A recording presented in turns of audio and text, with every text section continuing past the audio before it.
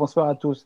Alors, on a voulu à la Société Louise Michel, bon, c'est pas d'une grande originalité, d'autres l'ont fait. J'ai vu une série, par exemple, sur Mediapart, qui était assez intéressante pour célébrer les 100 ans du PC. Mais voilà, on s'est dit qu'on se devait de le faire. Et donc, on est content d'accueillir Claude Pentier et Anne Jolet.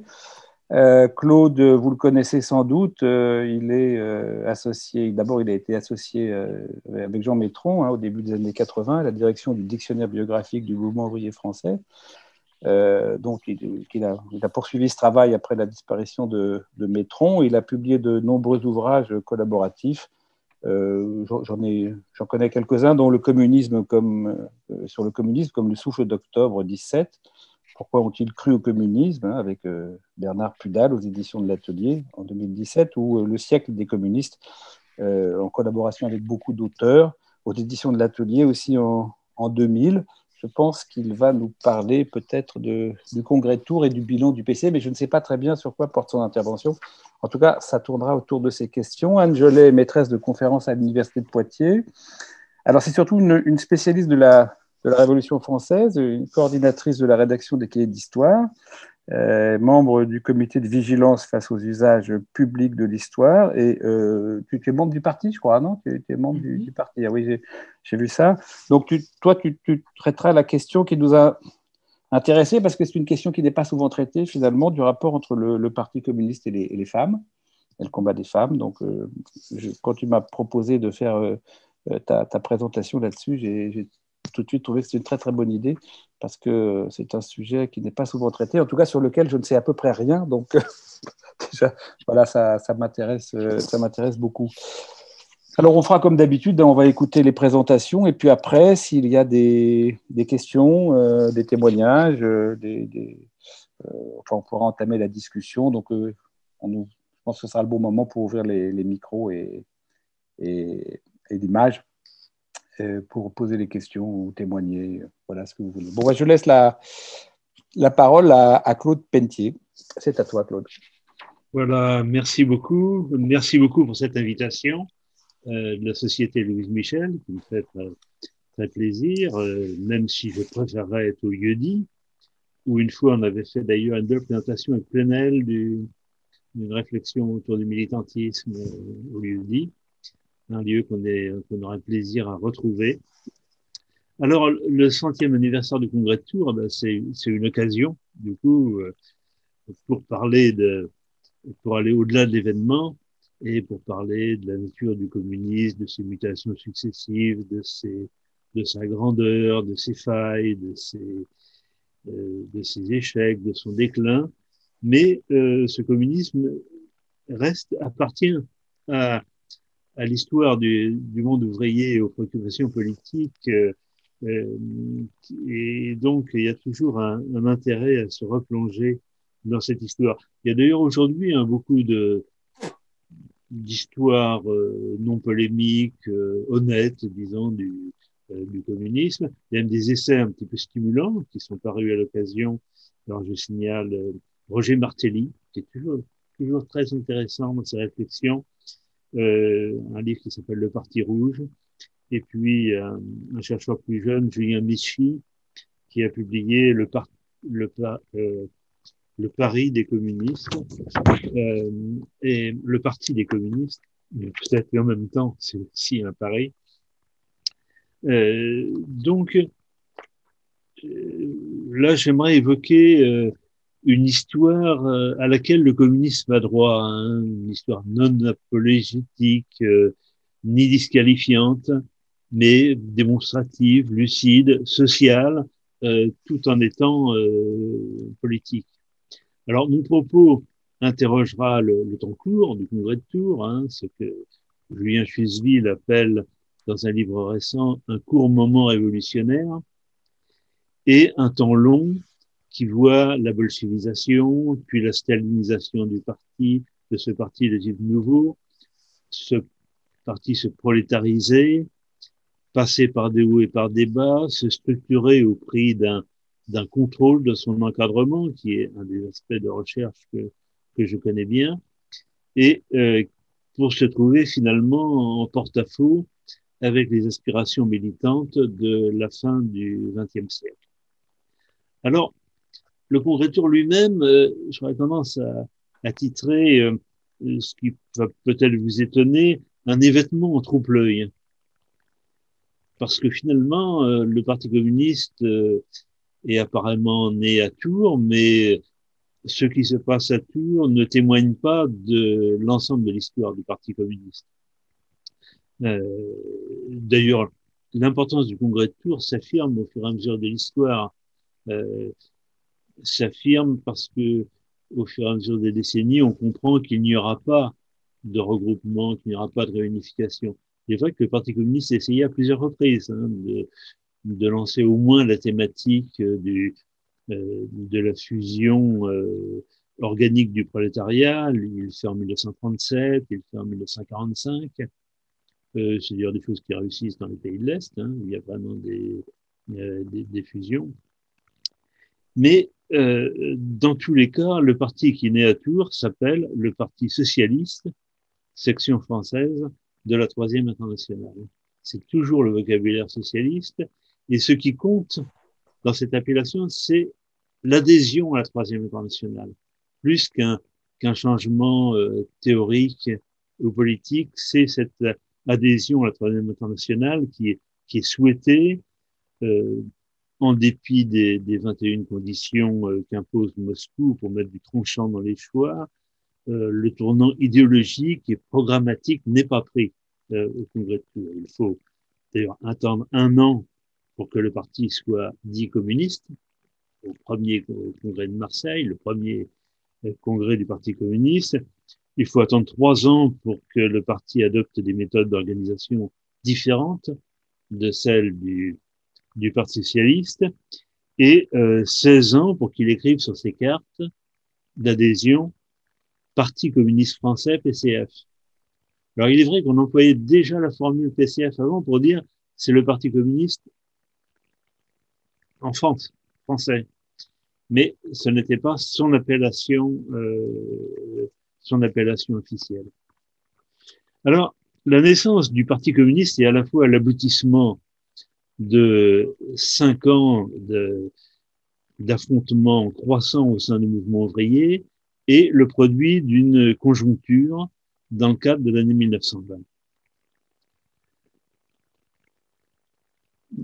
Dans le fond, c'était une scission inévitable, mais les formes restaient à trouver. Les formes, le périmètre, les conditions restaient à trouver. Alors, il faut revenir, n'importe comment, c'est un produit de l'opposition à l'Union sacrée. Tout le monde a été entraîné dans l'Union sacrée, sauf peut-être le noyau syndicaliste révolutionnaire de Pierre Monat et de bien d'autres qui très vite se bat frontalement. Mais ce courant pacifiste d'opposition à la guerre prend force au fur et à mesure, se structure avec le comité pour la reprise internationale qui finalement aboutit au comité pour la Troisième Internationale. Et on voit dans cette période qui précède une affirmation ouvriériste qui vient de loin d'ailleurs, qui était déjà présent dans le syndicalisme révolutionnaire, qui a été un petit peu affaibli à partir de 1910 avec l'apparition de sensibilités de dialogue avec l'État. Mais c'est une affirmation ouvrière, c'est avec des relais dans des milieux, relais dans les milieux enseignants. Alors, dans le fond, on va retrouver ça, une présence de femmes enseignantes, par exemple, très très forte dans la lutte contre l'union sacrée, mais aussi des ouvrières des établissements militaires, des midinettes sous d'autres formes, etc. Et une méfiance vis-à-vis de l'État qui impose là ces conditions, qui se renforce, qui est puissant, et des institutions politiques. Mais c'est bien au départ autour des noyaux syndicalistes révolutionnaires que se constitue, en alliance avec une gauche pacifiste socialiste, et à l'appel de Zimmerwald, Kenthal, se constitue ce courant qui va jouer un rôle dans la naissance du Parti communiste. Et curieusement, je vais évoquer l'anarchisme, qui nous paraît, semble-t-il, lointain. En réalité, l'anarchisme, s'il subit un échec profond en 1914, dans le fond, l'anarchisme est mort, de fait, le anarchisme avec un grand A, en 1914, mais il laisse des militants, des traces, qui jouent tout un rôle dans cette préparation. Et ça, on le voit bien quand on consulte des autobiographies qui sont conservées à Moscou. Vous savez que 10 000 autobiographies sont conservées à Moscou, 10 000 dossiers biographiques, et dedans des biographies de beaucoup de militants anarchistes qui racontent leur entrée, leur fascination pour la révolution russe, leur entrée au bolchevisme, etc., qui se développent parce que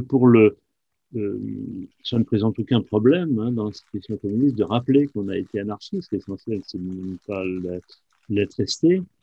Donc, c'est très, très fort qu'on trouve et on les retrouve notamment dans le livre que citait Hervé, le souffle d'octobre, où on a repris ces documents.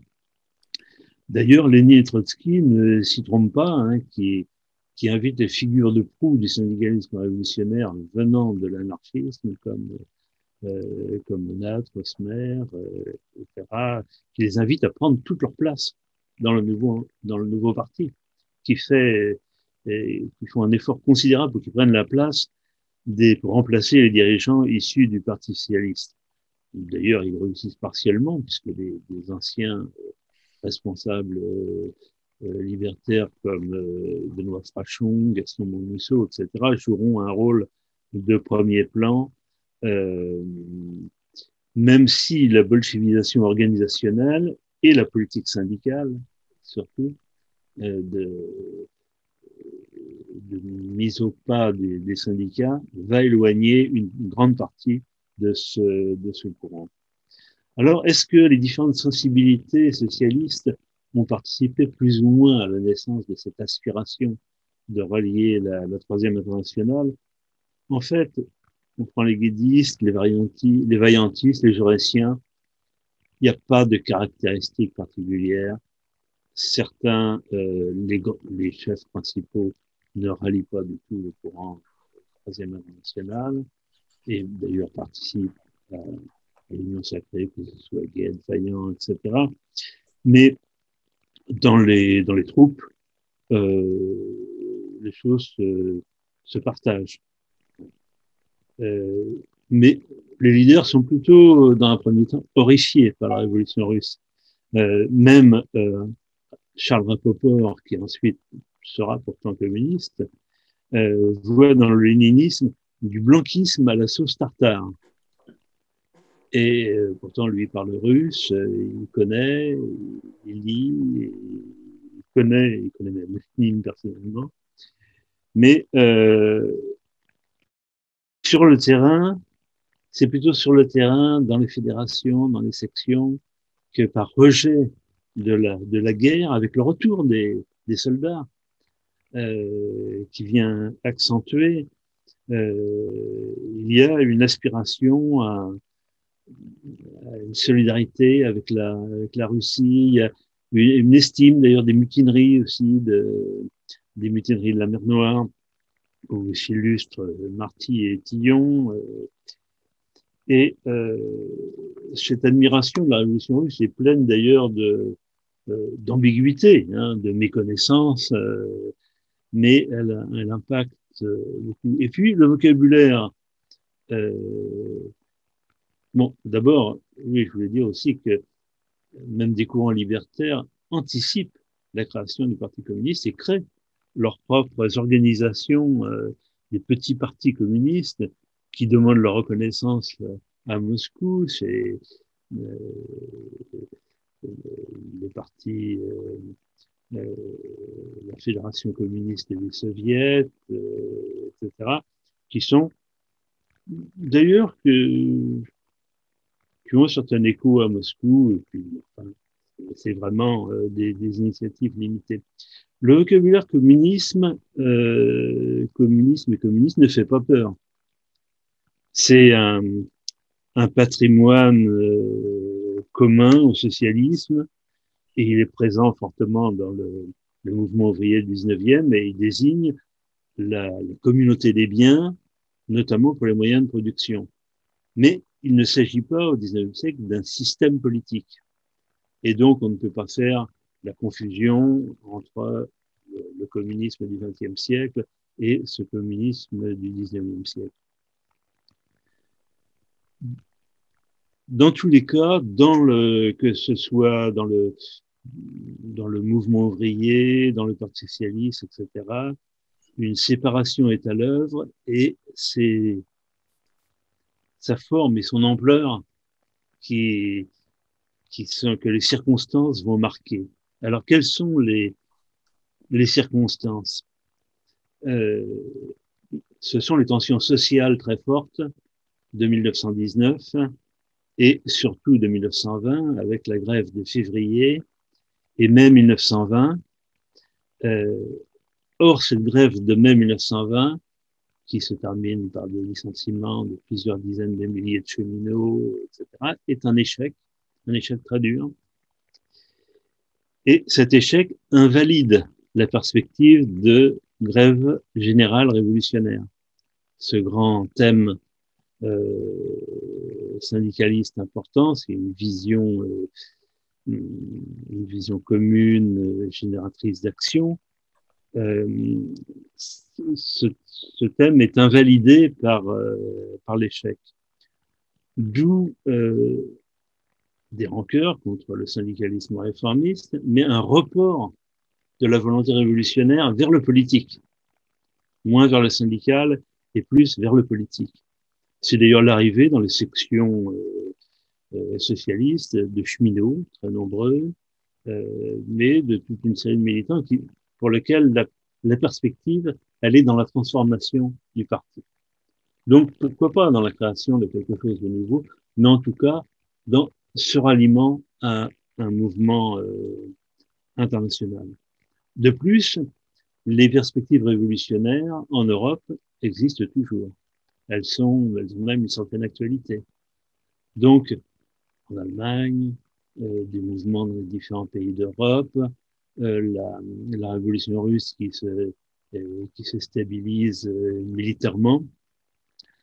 Et donc, ce moment, il y a une opportunité qui permet, qui autorise à ce mouvement d'adhésion d'être majoritaire.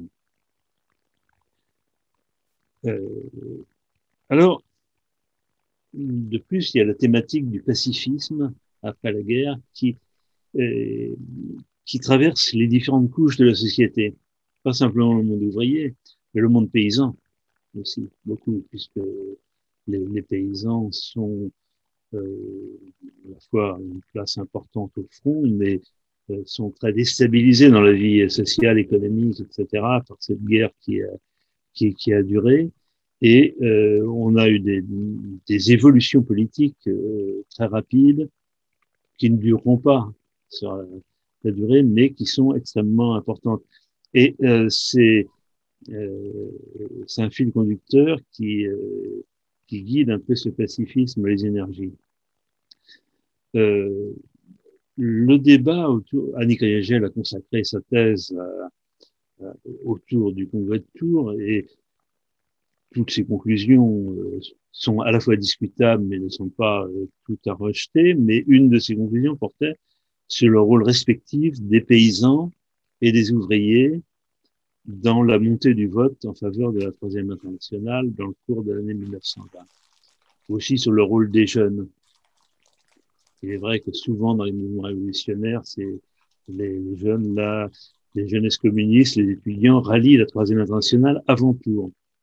Mais en réalité, les situations régionales sont tout à fait différentes. Alors là, on a un petit problème d'écran, mais c'est pas grave, ça n'empêche pas de continuer à parler.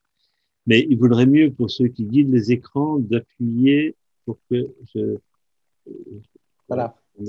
C'est revenu comme il faut. C'est revenu. Tu peux continuer. Oui, non, mais je regarde. D'accord. Bon, ben, je continue. Hein? Continue, continue. D'accord. Euh, oui, donc, en fait, les réalités régionales sont extrêmement différentes. Et j'insiste sur ce point parce que je vais y revenir sur la nature sociale du communisme, la nature sociale de ce communisme naissant, et une interrogation. En effet, à l'issue du congrès de Tours, où est-ce que le Parti communiste connaît ses premiers succès?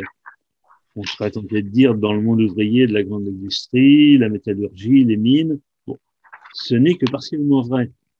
Et si on observe les élections législatives qui suivent, celle de 24, celle de 28, les meilleurs scores que fait le Parti communiste, c'est dans les départements ruraux, le Lot-et-Garonne, mais là, il y a le rôle aussi des individus, des personnalités, avec un leader qui s'appelle Renaud Jean, qui est un personnage tout à fait important, et si j'ai l'occasion, j'y reviendrai.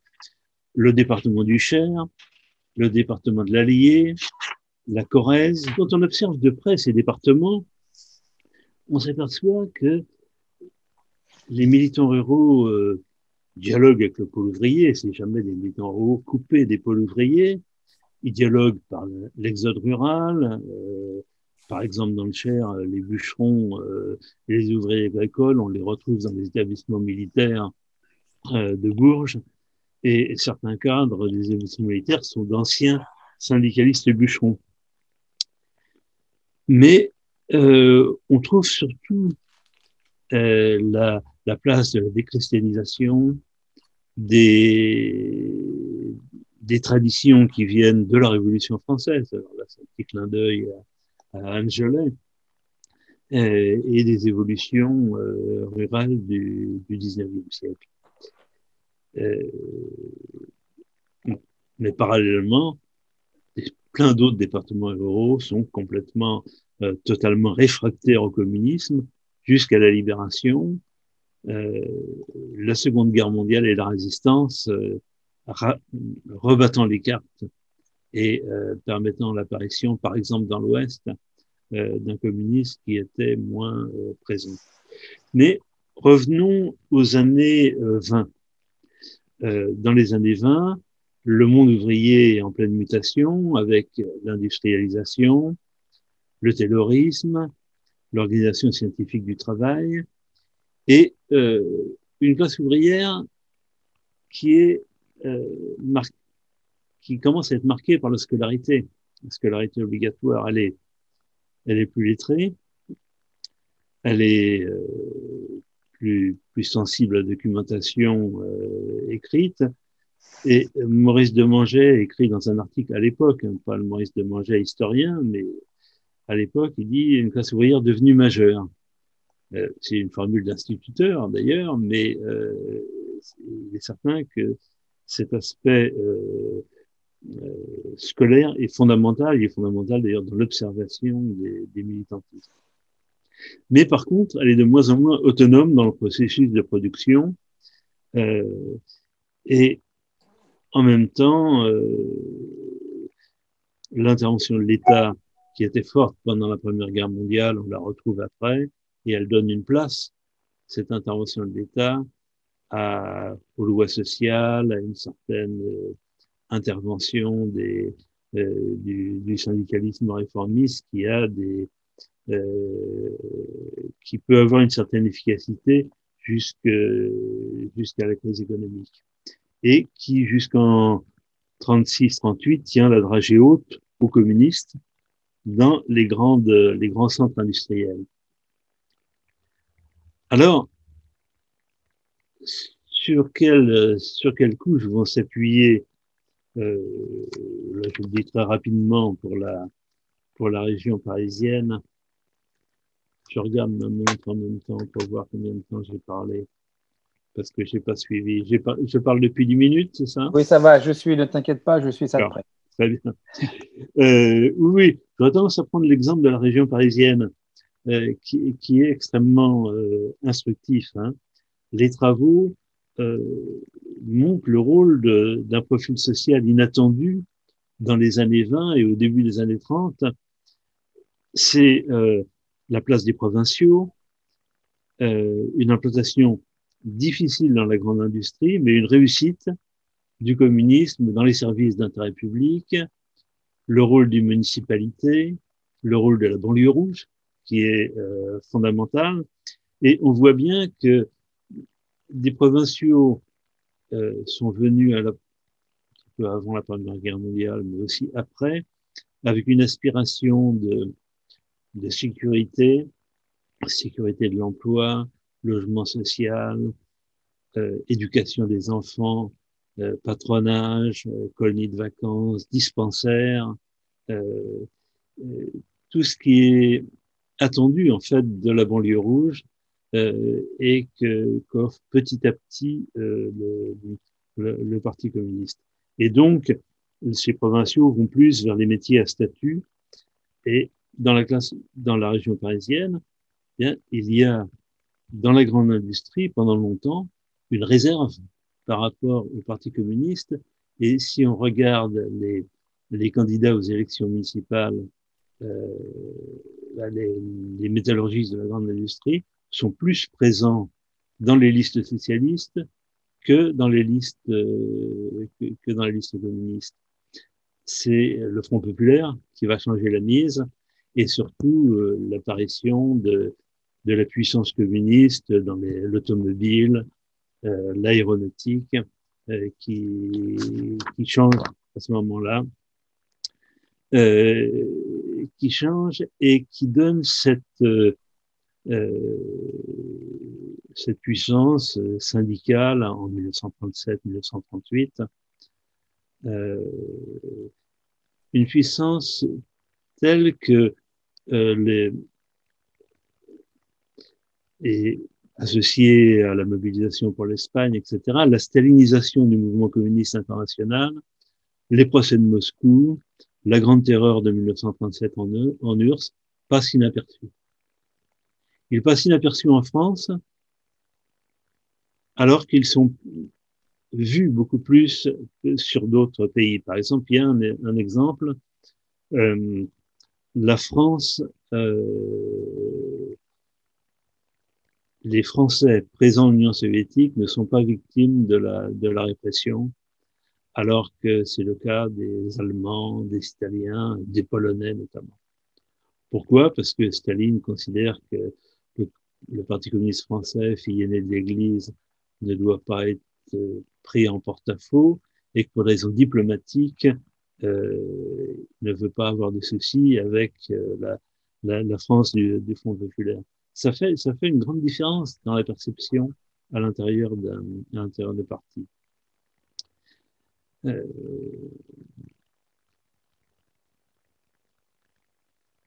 Dans le même temps, s'affirme et solidifie le parti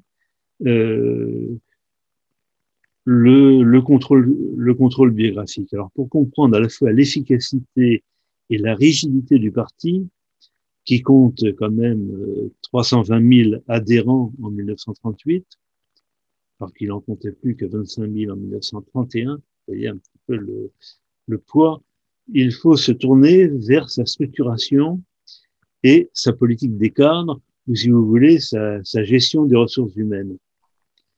Et pour ça, il faut penser le communisme comme une sociobiocratie. C'est un petit peu le travail qu'on a essayé de mener avec Bernard Pudal, en constatant, et là on reprend un petit peu une idée qu'avait esquissé Bourdieu,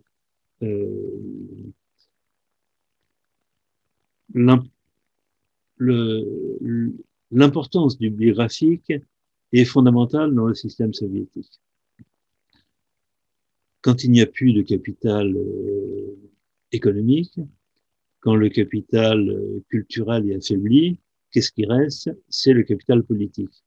Or, ce capital politique, il est essentiellement formé de la biographie. Qui êtes-vous? Vous venez de quel monde social? Vous avez adhéré au parti bolchevique à quel moment? Et le rôle du coup de l'enquête biographique, de la remise de la biographie, etc., existe très fortement en Union soviétique. Il est systématisé par le stalinisme. Là, il y a vraiment d'ailleurs dans cette pratique-là une invention stalinienne, une nouveauté stalinienne qui se met en place fortement à partir de 1929 et qui est importée en France en 1931. Et qui nous permet d'ailleurs de grandes enquêtes biographiques, puisque toutes ces biographies qui sont recueillies peuvent être observées par euh, par la recherche. Alors, dans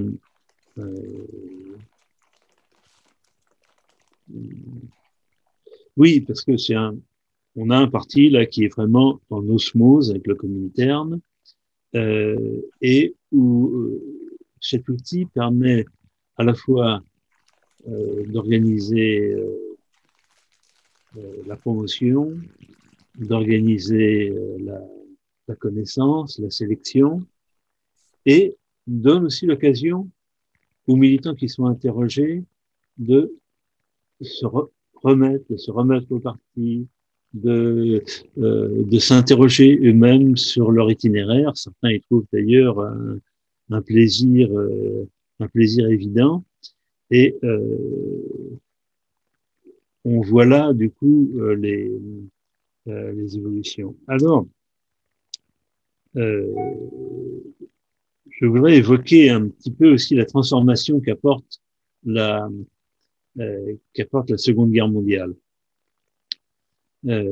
Malgré des obstacles majeurs, hein, le patronat soviétique, les négociations, les errements jusqu'en mai 41, la capacité du parti à se structurer, à offrir un réseau solide, doit beaucoup à cette préparation qui était formée par l'encadrement biographique.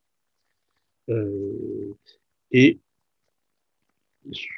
son image reste fortement marquée avec les excès d'affirmation. Hein. Certes, il n'y a pas eu 75 000 fusillés, je peux même vous dire combien si vous me posez la question, mais le Parti communiste a payé l'impôt du sang le plus fort, attire un prestige et une implantation renouvelée et une modification profonde de sa sociologie, une puissance dans les mines, dans la métallurgie, chez les cheminots, mais aussi une influence non négligeable dans la paysannerie, chez les employés et dans certaines fractions des intellectuels et des artistes.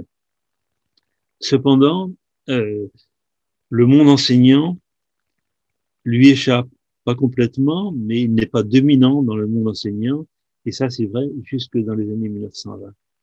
Ce qui nous ramène à la période du Congrès de Tours. En effet,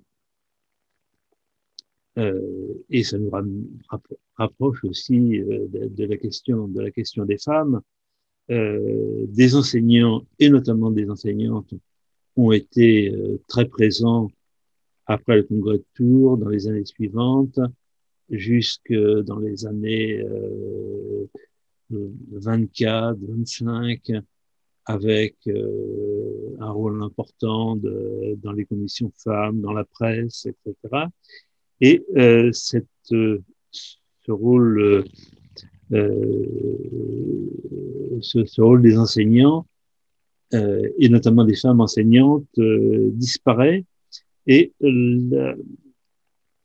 la difficulté pour le communisme de prendre le contrôle des syndicats d'enseignants, la Fédération unitaire de l'enseignement est plutôt dans une position oppositionnelle, joue durablement jusque dans les années 70. Merci beaucoup pour ton intervention. Donc, il y a beaucoup insisté sur la constitution sociale du mouvement communiste français, hein, ce qui est une approche qui est assez rare finalement, hein, quand on aborde la question communiste. Donc, merci de cette présentation. Anne, c'est à toi. Merci beaucoup de votre invitation. Et de votre confiance aussi. Hein. Je ne suis pas du tout une spécialiste du communisme. Donc, à la différence de Claude Pelletier, qui a fort bien étudié tout ça, et notamment les militants et les militantes, notamment à travers les fiches du grand dictionnaire Métron. Donc moi, je suis arrivée à ce sujet, bon, d'une part parce que la question des femmes m'intéresse. Donc c'est plutôt une entrée par l'histoire du genre, l'histoire des femmes, que par l'histoire du communisme. Et par ailleurs, bon, l'histoire singulière de ce rapport entre femmes et communisme, ou femmes et communiste, m'intéresse aussi singulièrement comme militante, puisque, comme tu me l'as demandé, je suis moi-même militante du Parti communiste depuis une trentaine d'années, je crois. Alors, je ne sais pas si on fait sa fiche biographique, mais voilà, donc effectivement, j'ai une relation relativement longue à ce parti, mais comme j'ai 60 ans, ça fait quand même que la moitié de ma vie.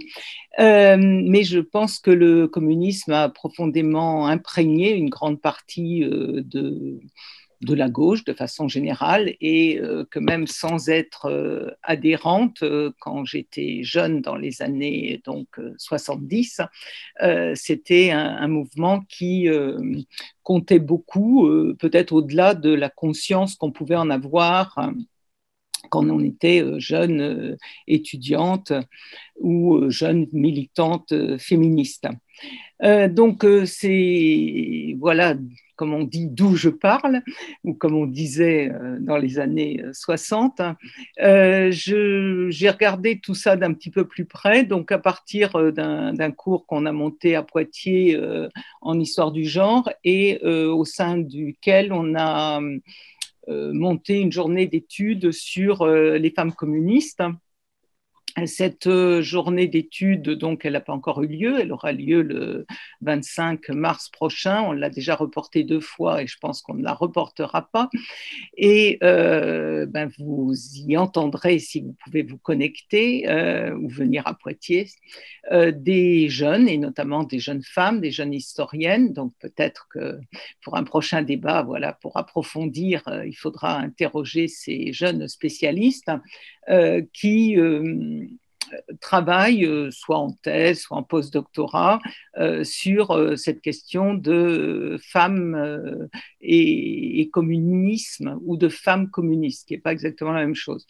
Alors, on a quand même cet appel à communication nous a quand même montré que il y avait encore beaucoup de domaines qui n'étaient pas très travaillés, ou au moins, bon, on n'a pas eu les réponses qu'on souhaitait, et notamment sur ces questions au sein du Parti communiste français. C'est-à-dire que si vous regardez notre programme, on a mis une belle affiche que je vais vous montrer qui traite bien du Parti communiste en France, hein, puisque c'est un congrès du Parti communiste français, le 22e congrès, et une de ses affiches.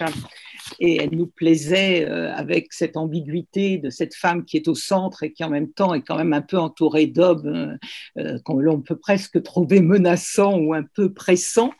Donc, on a eu beaucoup de réponses à l'international, et y compris sur la question de l'international et des femmes, aussi sur l'international des femmes, donc des années 1920, enfin de l'époque de la création des partis communistes. Et puis, quelques études notamment sur les mouvements Union des femmes françaises ou l'Union des jeunes femmes, des jeunes filles de France. Mais on est loin de faire le tour de la problématique. Alors, ce dont je vais parler là très, très rapidement, c'est de quelques aspects que donc, qui me semble intéressant, autour d'une idée, enfin, qui était celle qui, moi, m'intéressait, qui était, dans le fond, donc on a fait une table ronde autour de ce thème. Est-ce que les femmes communistes sont des femmes comme les autres? Donc, c'était une façon d'introduire l'idée que de poser la question cette question des femmes communistes et des femmes dans le Parti communiste par rapport à l'environnement social. Et notamment, c'était pour moi une interrogation globale, mais aussi par rapport à ce que des historiens spécialistes du communiste, et notamment, je pensais au dernier livre de Julian Michi, mettent en avant, enfin, il me semble que Julian valorise beaucoup l'apport du communisme au féminisme, ou plutôt le rôle des femmes dans le premier communiste, dans la période révolutionnaire, et puis ensuite mesure une sorte de repli conservateur, et notamment avec l'adhésion du Parti communiste en France, peut-être particulièrement fort par rapport à d'autres pays. Claude Pelletier a suggéré à plusieurs reprises ces spécificités du Parti français. Donc,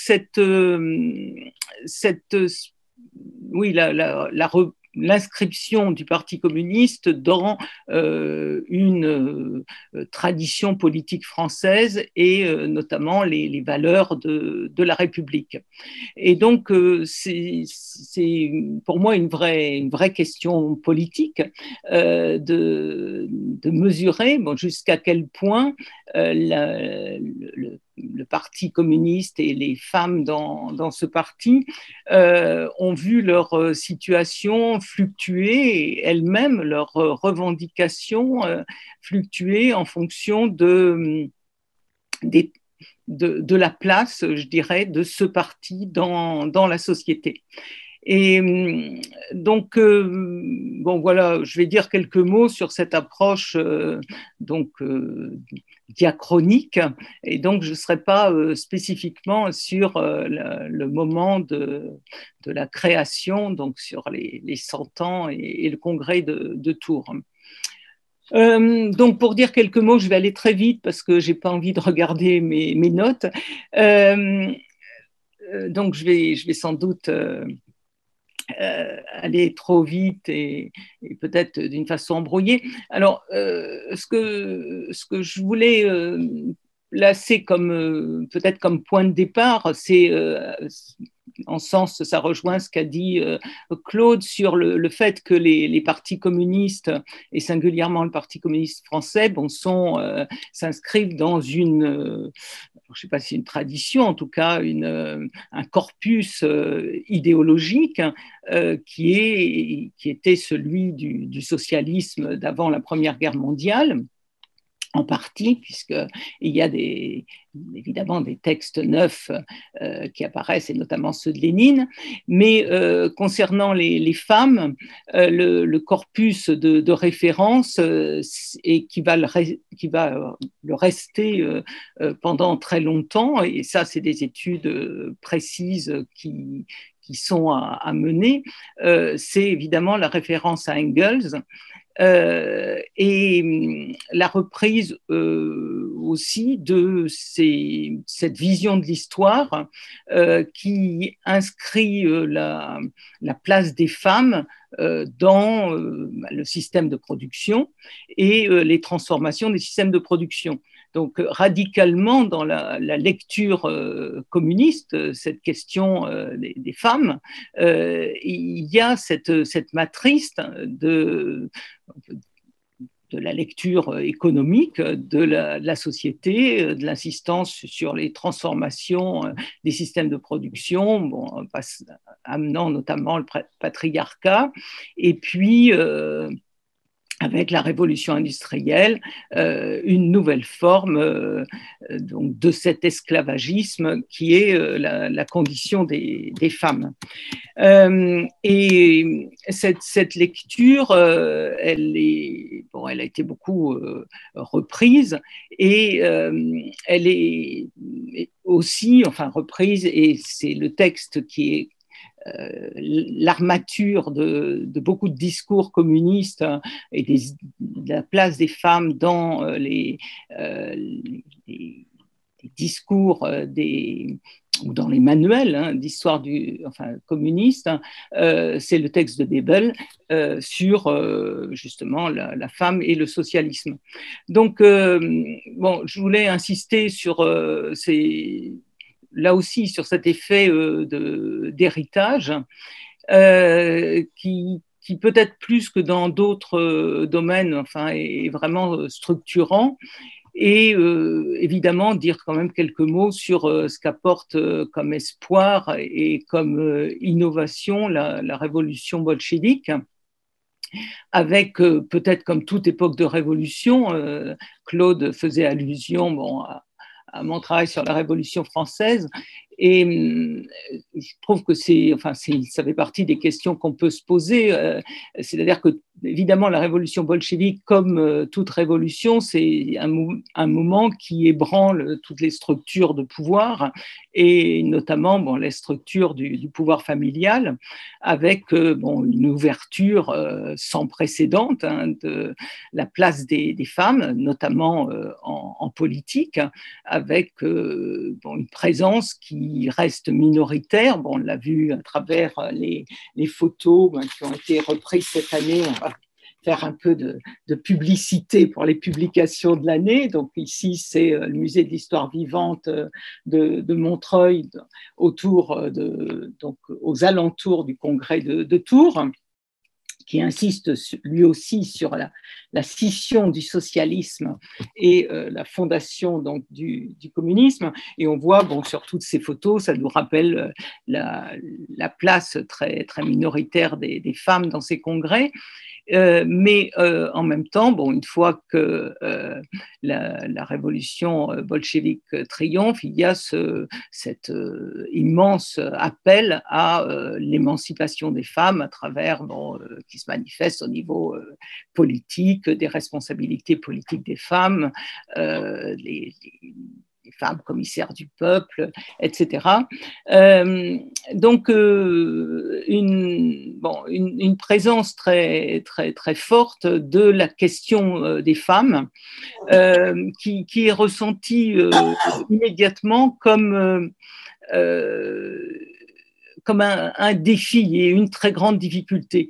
D'où cette création, qui n'est pas une création, mais cette recréation qui là aussi prend la suite de l'internationale socialiste des femmes, de cette internationale communiste des femmes, et de journaux dans différents pays, et là aussi moins en France qu'ailleurs, de journaux spécifiques de ces groupes de femmes, avec des interrogations que l'on va retrouver constamment à travers les mouvements des femmes sur justement le bien fondé de cette non-mixité, de cette spécificité des mouvements de femmes, aussi de ces journaux de femmes.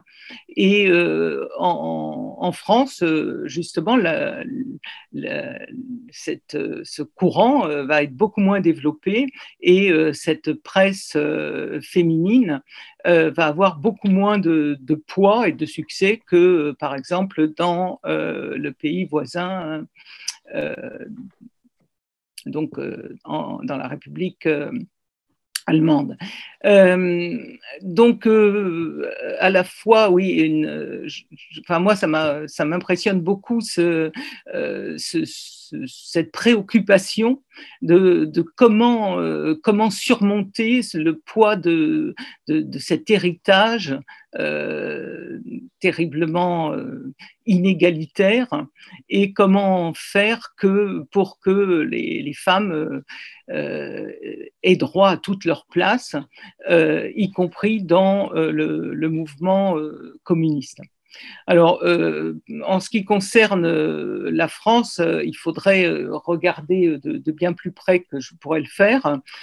Simplement, je voulais pointer le fait que le Parti communiste a été, il me semble, le premier parti à présenter des femmes en France aux élections municipales dans l'entre-deux-guerres, donc des femmes qui n'étaient pas éligibles puisqu'elles n'étaient pas électrices et encore moins éligibles. Donc là aussi, je pense que c'est des choses qu'on fait, mais peut-être que Claude, qui connaît bien certains itinéraires, pourra nous donner des exemples et préciser ça. Et puis, je voulais m'arrêter sur un autre aspect qui caractérise dans les années 30 une forme, on va dire, de répartition des tâches à l'intérieur du Parti communiste. Et je voulais juste m'appuyer sur un texte qui est très connu d'une femme qui était justement responsable au travail des femmes, qui s'appelle Vassar, et dont vous trouvez ce texte partout en ligne, et qui insiste sur le fait que l'égalité ne veut pas dire la similitude des tâches et des fonctions dans le parti. Et on retrouve ça dans de nombreux discours, et c'est ce qui me conduit à penser qu'à partir du moment où le parti, justement dans le cadre du Front populaire, et de son changement de stratégie, donc moi je ne reviens pas sur ce qui est lié à l'international, ce qui est lié au débat, au choix propre du Parti communiste français, mais à partir du moment où en tout cas il y a ce choix d'une union de Front populaire sur la défense de la République face à l'extrême droite et face au fascisme, on voit bien que le discours concernant les femmes s'infléchit dans le sens d'une forme, de ce que moi j'appellerais un conformisme qui est le reflet de ce qui est dominant dans la société, une forme de différentialisme, ce qu'on appellerait aujourd'hui, je crois, comme ça, qui assigne aux hommes et aux femmes des tâches qui sont différentes, et en particulier insiste sur le fait que certains traits sont caractéristiques de la féminité. Et ce qui m'intéresse là-dedans, et je crois qu'il faudrait qu'on travaille dans cette voie, c'est les réflexions sur comment être un parti de masse en développant un rapport à la famille, et donc notamment la répartition des tâches dans la famille, au mode de vie des femmes, différent de ce qu'accepte la plus grande partie de la société, en particulier des femmes. Et dans les textes de ce travail auprès des femmes, cette question est centrale. C'est-à-dire comment est-ce que l'on fait pour faire qu'une femme communiste ne soit pas par son comportement ressentie comme étrangère à la classe ouvrière dans laquelle elle doit travailler, et vers dans laquelle elle doit amener vers le communisme les femmes. D'où des répartitions des tâches que vous connaissez, d'où l'insistance sur les questions de l'approvisionnement, des prix de l'alimentation, le rôle des femmes dans les mouvements spécifiques de la paix, notamment cette assimilation de la femme et du pacifisme, qui sont des courants de longue durée du mouvement communiste, et peut-être particulièrement en France. À partir de là, je voudrais dire peut-être quelques mots sur sur ce que change la guerre, avec pour le Parti communiste et pour toute la société française, bon, l'accès des femmes au droit de vote, et là aussi une nouvelle je crois, offensive du Parti communiste pour promouvoir des femmes avec là aussi des débats internes sur lesquels je pense, enfin, il y a beaucoup de travail à faire, hein, voir où on place les femmes. Est-ce qu'elles sont en position éligible? Est-ce qu'elles sont en position de suppléant? Enfin, dans la Vienne, on a essayer d'étudier un petit peu l'exemple de la première femme députée de la Vienne, qui est Isabelle Douteau. Et cette femme ne devait pas être députée, mais elle l'est devenue parce que l'homme qui était donc élu est devenu sénateur. Il n'en reste pas moins qu'il y a une volonté très forte de rendre les femmes présentes. Bon, c'est lié à des figures emblématiques aussi liées à la résistance, bon, la valorisation, ce qu'a expliqué Claude aussi, du parti dans la résistance et du rôle des femmes dans la résistance. Alors, je m'aperçois que je suis passée beaucoup trop vite, mais bon, c'est pas grave, parce que sur la construction de cette place spécifique des femmes liée aux communistes, dans l'entre-deux-guerres, évidemment, j'aurais dû parler, je voulais parler au moins de la mise en image et de la valorisation des femmes dans le combat des brigades internationales et des combattantes, y compris de la femme armée. On a fait un dossier des cahiers d'histoire sur l'internationalisme au féminin, et dans cet internationalisme au féminin, le Parti communiste, les partis communistes jouent un rôle important par la présence réelle des femmes donc de la combattante armée, qui est toujours un objet ou de scandale ou de valorisation. Et là, on retrouve effectivement la Révolution française, hein, dans toutes les révolutions, mais le rapport des femmes aux armes, donc je parlais du pacifisme, et donc est toujours quelque chose qui est compliqué, mais qui peut être construit comme une expression de leur égalité, de leur émancipation. Et ça a été le cas dans cette guerre, ça a été le cas dans la résistance, et au moins tel que ça a pu être valorisé au lendemain de la guerre par le Parti communiste, avec des figures notamment comme Marie-Claude Vaillant-Couturier, bon, qui joue un très grand rôle dans ces débats et dans les questions des femmes à l'intérieur du Parti communiste. Donc pour finir là-dessus, je ne sais pas combien de temps j'ai parlé, je voudrais dire quelques mots justement peut-être autour de la question qui est restée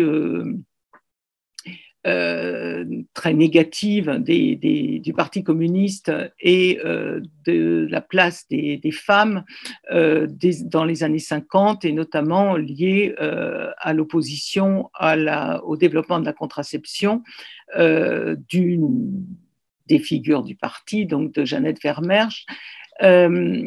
Et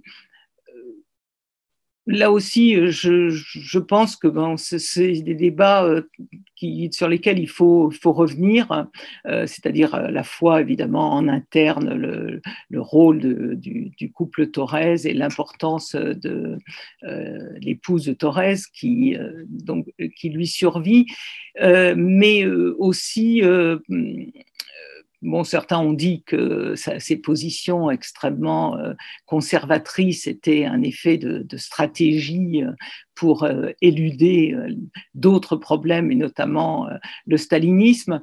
Bon, je ne suis pas du tout assez experte d'histoire du Parti communiste pour entrer là-dessus, mais il me semble qu'il y a là aussi enfin qu'on retrouve un peu, enfin moi je le verrais plutôt comme ça, la question de l'adhésion à la reconstruction nationale de la France, donc à ces valeurs de la République, à travers ce rejet du néo-malthusianisme, qui est là aussi des constantes du mouvement communiste et pas seulement du Parti communiste français, donc une espèce d'hésitation entre l'exaltation de la contraception, de la liberté du corps, de l'amour libre dans les mouvements communistes, et aussi une méfiance qui revient épisodiquement sur le malthusianisme comme enlevant au peuple, à la classe ouvrière des bras, et donc la privant de sa jeunesse au nom d'une forme on va dire de jouissance égoïste, donc dans le vocabulaire communiste attribué oui, à la petite bourgeoisie ou à la grande bourgeoisie, avec un vocabulaire plus ou moins péjoratif en fonction des époques sur ce type de comportement.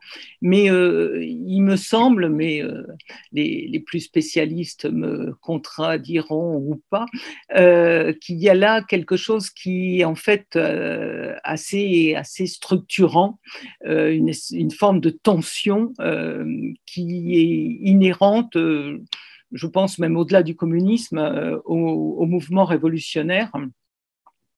Et donc, pour finir là-dessus, bien,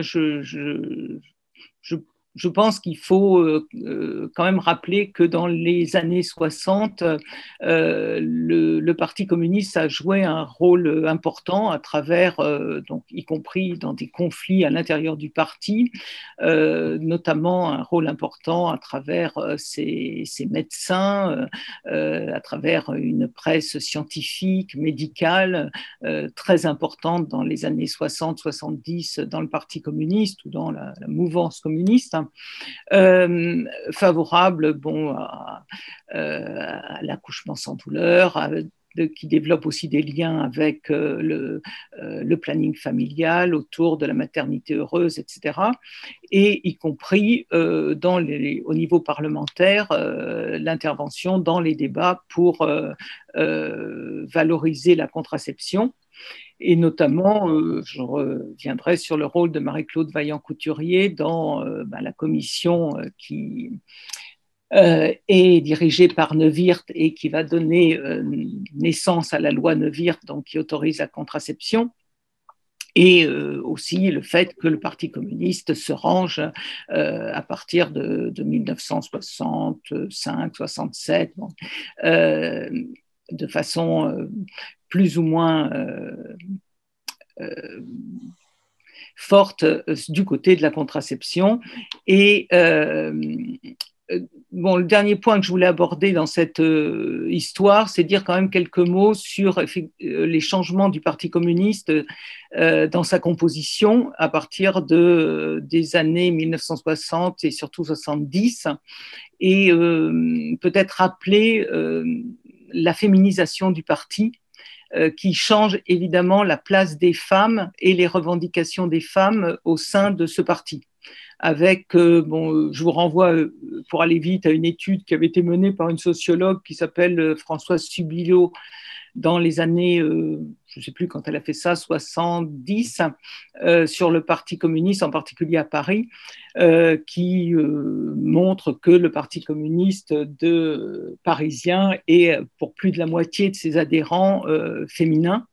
Et en particulier cette féminisation qui est très inégale, donc qui va accentuer aussi des différences très fortes sur ces questions de genre parmi les communistes, est aussi accompagnée d'une transformation du rapport au diplôme, aux professions intellectuelles, et on rejoint ce que tu disais sur le rôle des institutrices.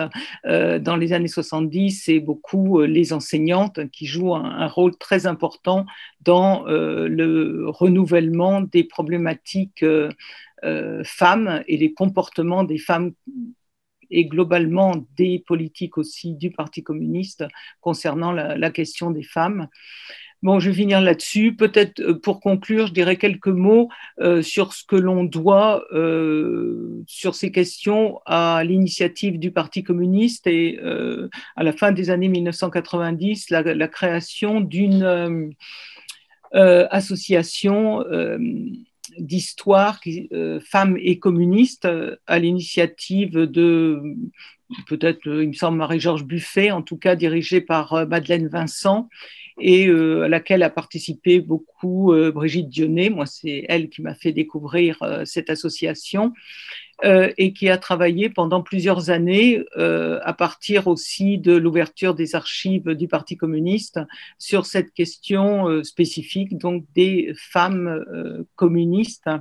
Donc, bon, pour finir, peut-être sur le fait que les femmes dans le Parti communiste se sont aussi réappropriées cette histoire comme un élément de leur compréhension et de leur place et dans le parti et aussi de leur possible revendication de place dans le parti. Donc je voulais finir là-dessus, sur le fait que donc cette question des femmes, oui, tient beaucoup de place. Et je pense que là aussi, c'est quelque chose de structurant au mouvement communiste, et avec des différences d'analyse selon les conjonctures politique globale, mais pas seulement les conjonctures du Parti communiste, les conjonctures de la société, et singulièrement de la société française. Mais bon, on peut dire que quand même dans beaucoup de sociétés, on retrouve le même type de problématique. Et alors là, je vais tout à fait finir en citant Angela Davis et sa dénonciation du virilisme dans les mouvements militants dans les années 70. Et c'est intéressant de voir comment, à partir des années 80, justement, Angela Davis va être un vecteur de renouvellement des problématiques dans une frange, en tout cas des militantes du Parti communiste en France, à la fois comme figure emblématique de la lutte contre les discriminations raciales et aussi du féminisme dans ce militantisme de mouvance communiste. Ouais, je vais m'arrêter là. Merci Anne pour ta présentation. Donc on va pouvoir ouvrir la discussion. Je voudrais poser une question un peu frontale à Claude, un peu frontale, un peu provocante, mais bon, c'est une question qui m'intéresse assez. Allons-y pour la provocation. Est-ce qu'on ne pourrait pas dire que le Parti communiste français a quand même été une force contre-révolutionnaire en France? Moi, je suis très, très troublé. Alors, bon, je pourrais développer un peu ce qui alimente cette question, mais qu'est-ce que tu penserais de dire que quand même le Parti communiste français a été une force contre-révolutionnaire en France? Après-guerre, ça me paraît assez évident. Est-ce que c'est lié au fait que les soviétiques, finalement, aimaient beaucoup De Gaulle? Est-ce que c'est lié… Bon, voilà, voilà, ce thème m'intéresse assez. Qu'est-ce que tu peux dire quelque chose là-dessus? C'est vrai que dans la continuité, le Parti communiste se définit comme révolutionnaire avec plus de force au moment du congrès de Tours. Mais en fait, au congrès de Tours, tout le monde est révolutionnaire. Blum se dit révolutionnaire dans son discours, etc. Mais dans la pratique, c'est vrai qu'il a été plus que prudent dans les moments.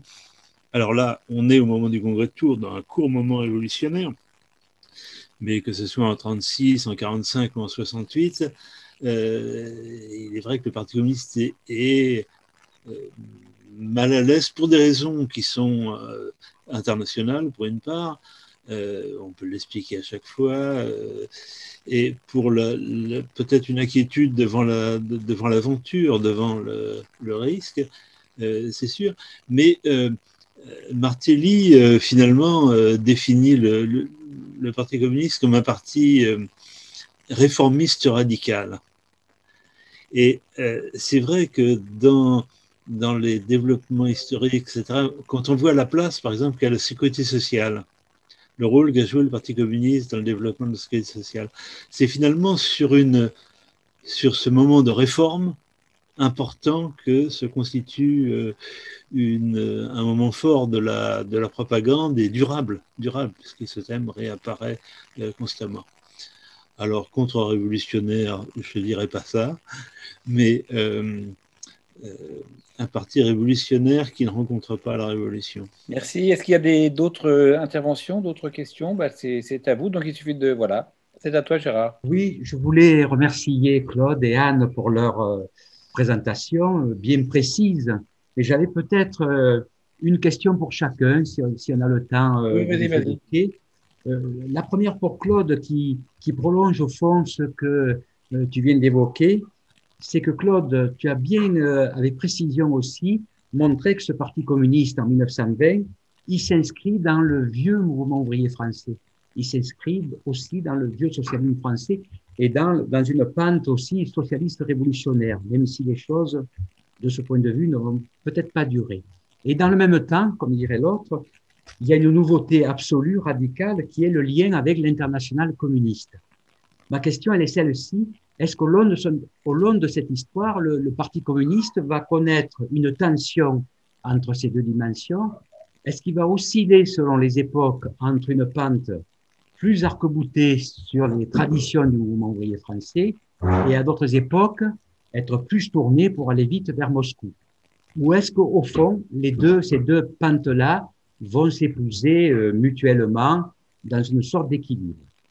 Et ma deuxième question, ça serait pour Anne Joly, mais peut-être aussi pour toi, Claude, parce qu'il me semble que tu l'évoquais dans un de tes ouvrages, c'est la distinction qu'il y a entre les femmes communistes et les femmes de militants communistes. Et peut-être évoquer avec Anne Joly la dimension de ces femmes de militants communistes, quel est leur statut? Est-ce qu'au fond, c'est un statut de domination ou est-ce que non? À côté de leur mari ou de leur compagnon militant qui est appelé à des responsabilités importantes, elles parviennent à avoir une existence propre et une existence libérée.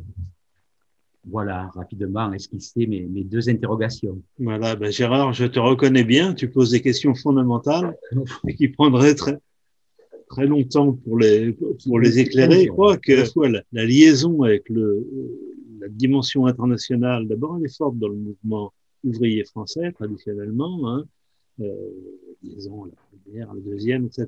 Donc, il y a, au moment de la création du Parti communiste, cette aspiration à être liée à un mouvement international et fondamental, et qu'elle est liée, vu la nature du communisme bolchevique puis stalinien, qu'elle joue à tout moment, mais avec la préoccupation aussi pour le mouvement communiste international, que les traditions, que les spécificités, etc., puissent jouer un rôle.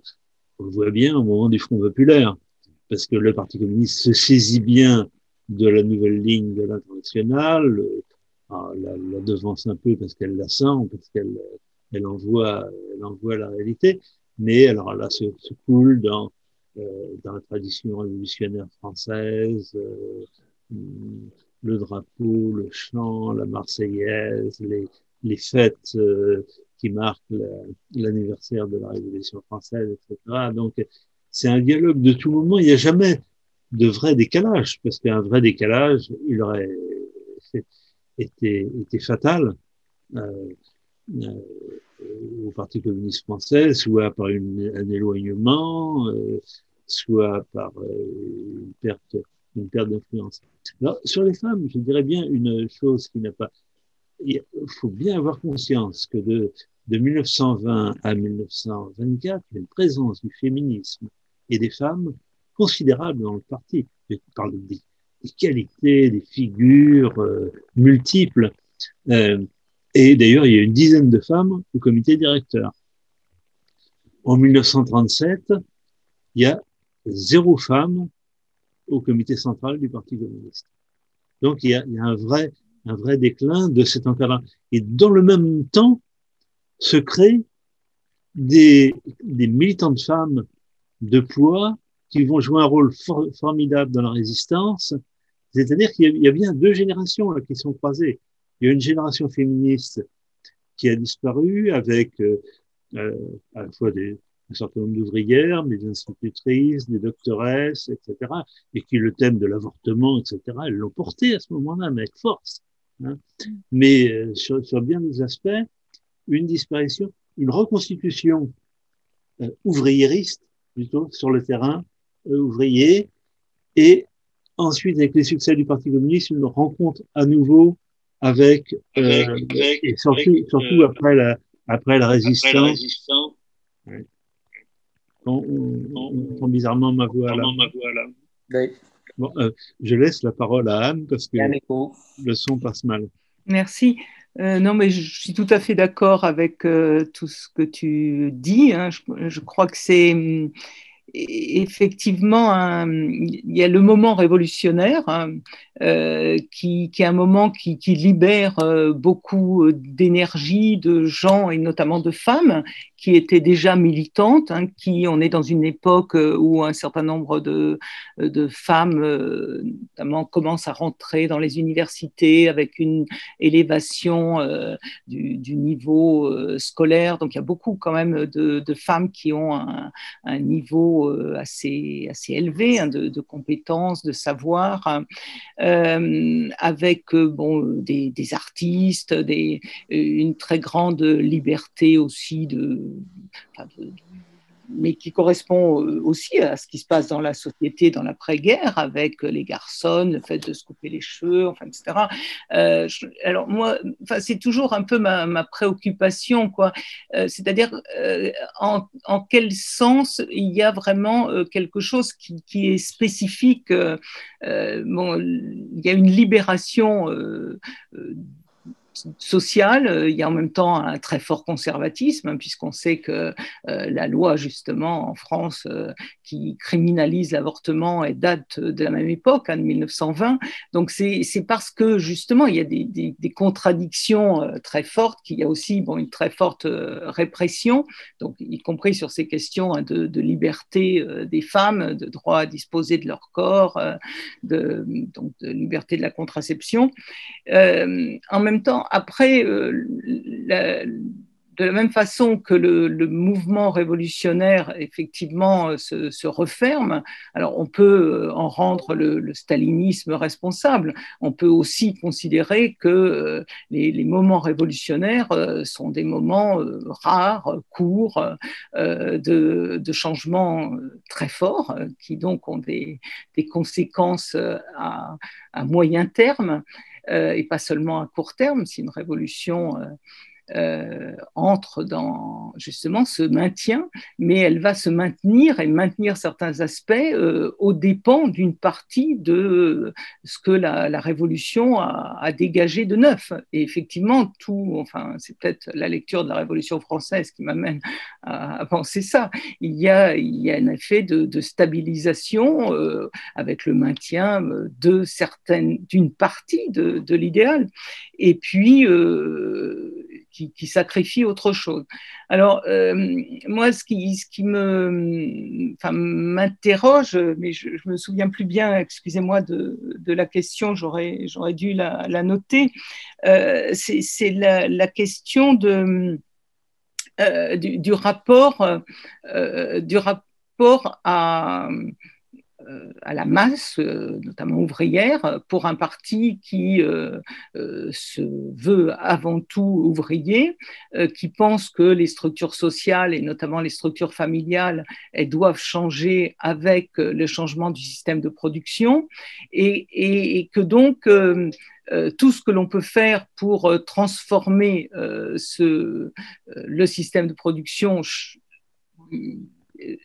aura des conséquences et a des conséquences sur la vie de la famille et la vie des femmes, mais avec un souci, enfin, et moi, ça m'intéresse beaucoup, et je ne le vois pas effectivement comme certains courants communistes révolutionnaires, comme un échec, parce que pour moi, c'est une vraie problématique du réel social, c'est-à-dire effectivement, comment est-ce qu'on fait pour, bon, on peut considérer qu'on est en permanence une avant-garde qui agitons la société pour l'ébranler, mais comment est-ce que l'on fait pour entraîner s'exprimer, pour être compris, pour partager.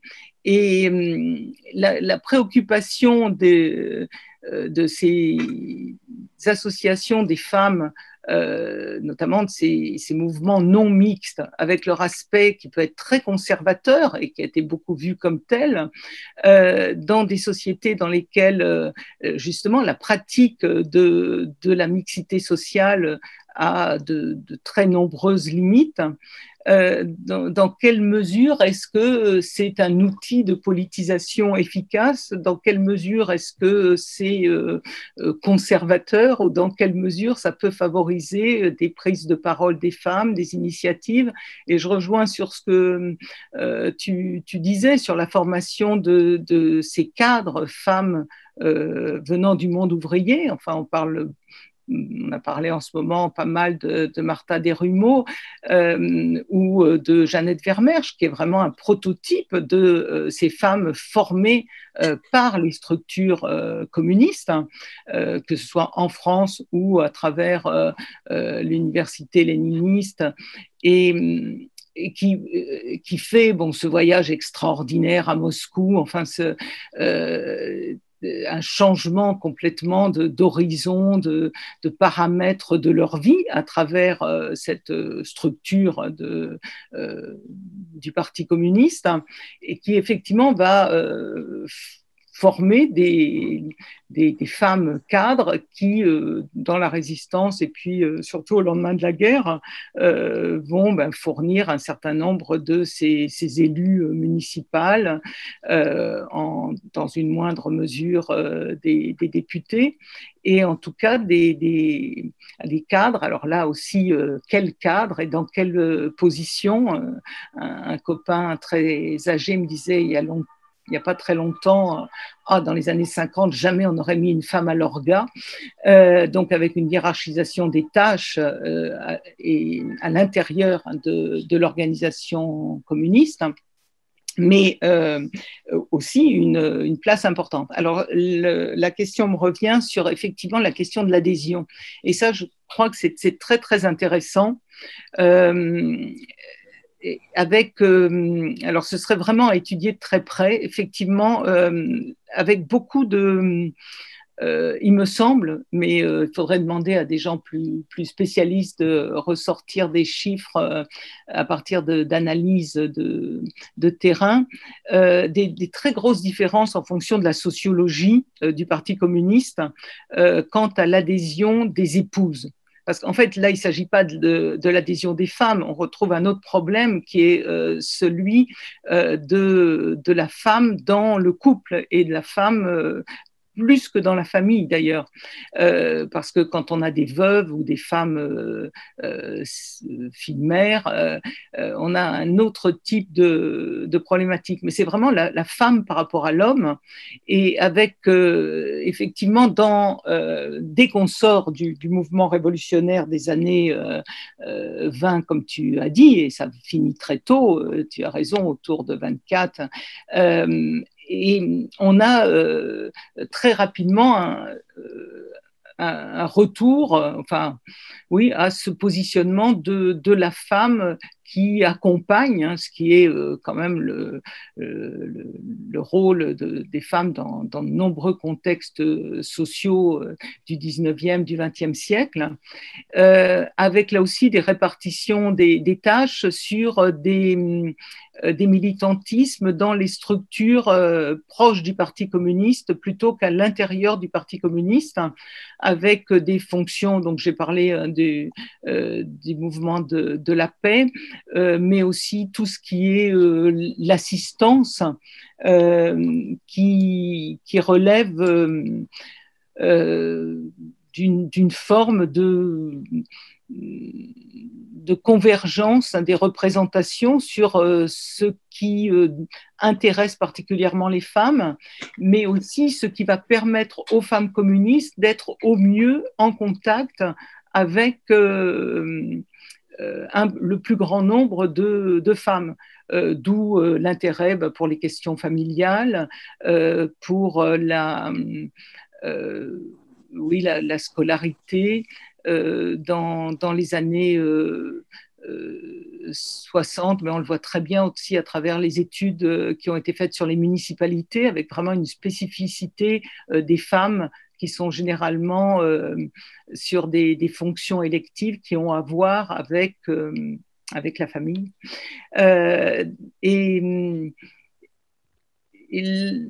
Donc, je ne sais pas si j'ai répondu, mais c'est en tout cas une question effectivement très, très intéressante et qui pose aussi la question du point de vue des hommes communistes. C'est-à-dire, la question que j'avais posée dans cette journée, c'était est-ce que les femmes communistes sont des femmes comme les autres? Mais peut-être, évidemment, aussi, est-ce que les hommes communistes sont des hommes comme les autres? Et fondamentalement, ils sont des hommes comme les autres. C'est-à-dire qu'ils sont des hommes pétris de mœurs patriarcales, d'une vision qui, pendant très longtemps et globalement très, en dépit de l'arrière-plan idéologique, reste très naturaliste autour de compétences spécifiques, de sensibilités spécifiques des hommes et des femmes. Donc, je crois que le Parti communiste, plus il est un parti de masse, plus il reproduit les clivages de la société, plus il reproduit aussi les tiraillements et les contradictions de la société. Et on voit très bien comment ce qui travaille la société dans les années 60 travaille profondément le Parti communiste avec le fait qu'il est sur le versant progressiste, c'est-à-dire de ceux qui se battent pour une vision égalitaire de la famille, etc. Mais avec les pesanteurs des répartitions des tâches dans le couple, etc.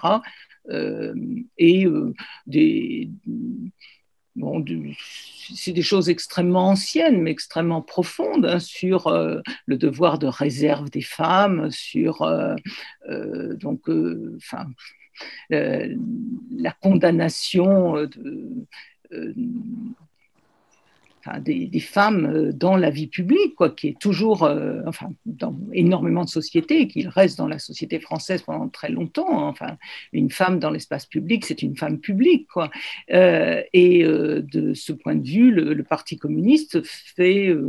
Alors, je pense que ça mériterait d'être justement étudié de très près, et ça a été étudié à travers la presse communiste, hein, à travers Antoinette, là c'est la CGT, mais il faut reprendre tous ces débats de très très près, avec le constat que pour nous c'est souvent très très surprenant, hein, de voir à quel point effectivement le Parti communiste véhicule des stéréotypes de genre et des répartitions des tâches qui naturalisent les spécificités des hommes et des femmes. Merci. Je ne sais pas si j'ai répondu. On a deux, il y a deux questions. Je vois une main qui se tend là, mais je sais bien que c'est toi. Ça m'avait posé une question et Philippe Pignard aussi. J'ai vu ton doigt, Philippe, donc j'ai vu une main et un doigt. Laissons la priorité à la main. À toi, Sam. Rebonsoir encore. Merci encore à Anne et à Claude pour la conférence que j'ai entendue en fait. C'était un peu fragmenté, mais je pense que je vais la réécouter plus tard. J'ai une question en fait qui est adressée à vous deux. Est-ce que la professionnalisation avec les permanents du parti a modifié sa politique et a réduit l'engagement militant en un engagement politicien, un problème par ailleurs que l'on peut constater chez d'autres partis militants ou du moins on peut l'étendre vers d'autres partis militants. Voilà, une question très, très, très rapide, mais... Oui, si je peux déjà esquisser. C'est une vraie question pour le Parti communiste, parce que son encadrement est plus populaire, plus ouvrier. Or, quand on est... Et d'abord, il a mis l'accent sur le fait d'avoir un encadrement de permanent mal payé, d'ailleurs souvent, historiquement. Mais et le problème, c'est que la reconversion du permanent est extrêmement difficile. Quand on a quitté l'industrie pendant une dizaine d'années, on ne retrouve pas sa place facilement. on ne trouve pas sa place parce que les patrons ne veulent pas d'un ancien permanent, mais aussi parce qu'on a perdu le métier, parce qu'on a été ailleurs, on a été dans un autre univers. Hein. Alors que le problème se pose peu pour les permanents enseignants, intellectuels ou autres, etc. Le passage peut se faire. Mais la question des permanents est absolument fondamentale. On a des... tout à l'heure, Anne parlait de Vassar, de la militante Vassar, qui s'appelle Sylvie Vassar. Et on a la chance de connaître de façon très proche ces lettres amoureuses, ces correspondances amoureuses entre Sylvie Vassar et Albert Vassar. Et dans ces correspondances amoureuses apparaît la question de permanent.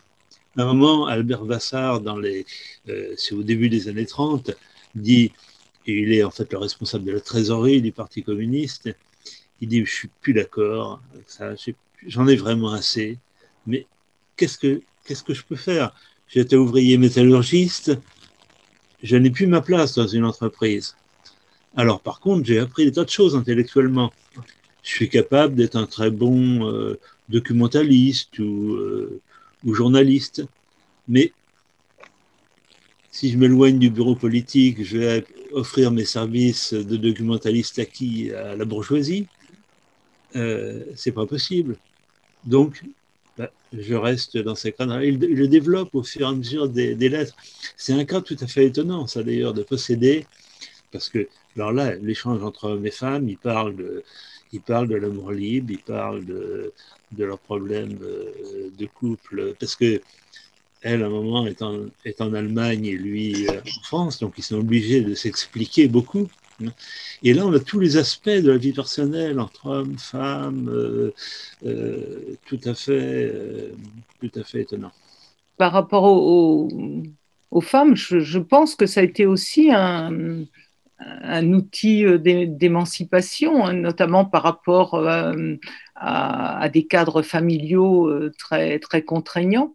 Donc, les associations des femmes dans les différentes structures, notamment avec leur non-mixité, ont été des lieux, oui, de formation très importants, des possibilités de rémunération avec une forme d'autonomie.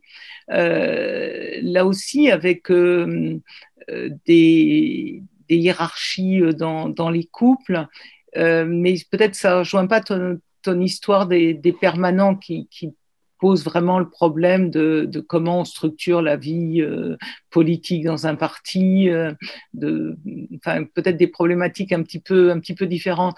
Ceci dit, ce serait intéressant de voir dans l'ensemble l'image des femmes permanentes du parti n'est pas la même que celle des hommes. Et là aussi, il faudrait regarder ça de près. Notamment, on a des témoignages sur des femmes communistes élues ou sur des permanentes. Et dans l'ensemble, on a des correspondances, d'électrices qui témoignent de beaucoup de confiance, avec là aussi l'aspect qui peut être enfermant, enfin de femme à femme et de femme entre femmes. Et je crois que cet aspect de la mixité, hein, du Parti communiste, qui est quand même plus grande que celle de tous les autres partis dans la seconde partie du XXe siècle au moins, est quelque chose qui a joué un rôle important dans des liens du Parti communiste avec des femmes qui elles-mêmes n'étaient pas militantes, n'étaient pas adhérentes. Donc peut-être il faudrait regarder de près justement cet aspect sexué des permanents. Et là, je renvoie aux spécialistes du Parti communiste. Je n'ai pas de chiffres sur ces questions, mais c'est une bonne question. Dans l'entre-deux-guerres, la permanente était une permanente technique. La dactylographie, la traduction, etc. Et elles étaient plus, alors là c'est des études très précises, elles étaient plus qualifiées que les permanents hommes. Elles étaient plus lettrées, Vous avez le niveau qui est le niveau du brevet. Et puis, c'est pas rien de connaître la sténographie, la dactylographie, etc. C'est toute une maîtrise quand même. Et c'était souvent des femmes de cadre. Tous les dirigeants, la plupart des dirigeants, leurs femmes étaient secrétaires, comptables, etc. Mais ça, c'est l'entre-deux-guerres. C'est l'entre-deux-guerres. Après, les choses évoluent. Bah, notamment Oui, parce que mais les femmes peuvent devenir élues. Tu évoquais les élus, bien sûr.